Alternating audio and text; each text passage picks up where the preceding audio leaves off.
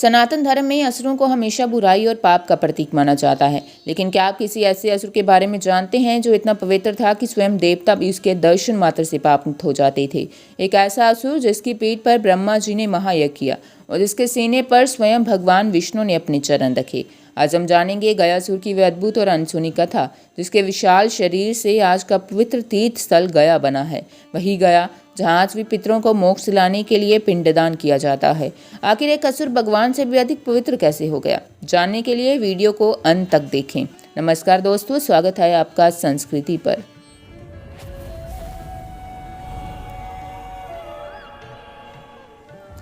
गयासुर कोई साधारण दानव नहीं था। वे भगवान श्री हरि विष्णु का परम भक्त था। उसने कोलाहल पर्वत पर हजारों वर्षों तक इतनी घोर तपस्या की कि उसके शरीर से तेज निकलने लगा। उसकी इस असीम भक्ति को देखकर भगवान विष्णु अत्यंत प्रसन्न हुए और उसे दर्शन देकर वरदान मांगने को कहा।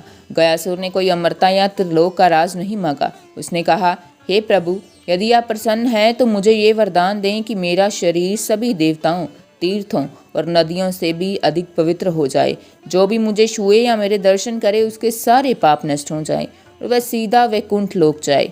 भगवान विष्णु ने तथास्तु कहकर अंतर्ध्यान हो गई। वरदान मिलते ही चमत्कार होने लगा। गयासुर चलते फिरते एक तीर्थ बन गया। पापी से पापी मनुष्य भी बस उसे छू लेता और सीधा स्वर्ग चला जाता। इसका परिणाम ये हुआ कि नरक पूरी तरह खाली हो गया और यमराज का काम ही खत्म हो गया। ब्रह्मांड का संतुलन बिगड़ने लगा। घबराए हुए सभी देवता यमराज दौड़कर ब्रह्मा जी और भगवान विष्णु के पास पहुंचे। उन्होंने कहा, प्रभु, इस असुर के वरदान से तो कर्मों का विधान ही नष्ट हो रहा है, कृपया कुछ कीजिए। तब देवताओं ने सृष्टि का संतुलन वापस लाने के लिए एक बहुत ही विचित्र योजना बनाई।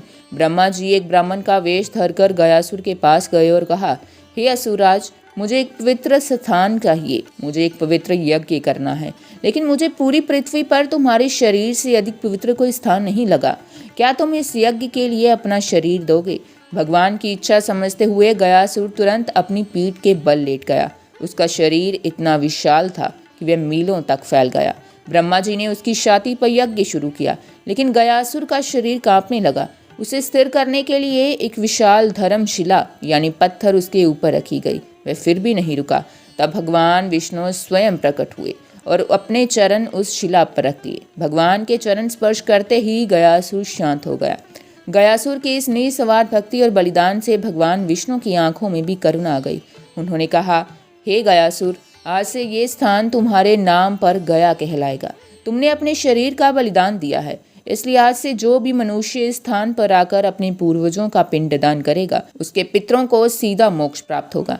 यही कारण है कि आज भी बिहार के गया में विष्णुपद मंदिर मौजूद है और देश दुनिया से लोग अपने पूर्वजों की शांति के लिए वहां जाते हैं। गयासुर की ये कहानी हमें सिखाती है कि सच्ची भक्ति किसी कुल या जाति की मोहताज नहीं होती।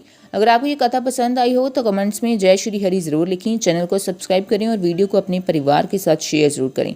जय श्री हरि विष्णु।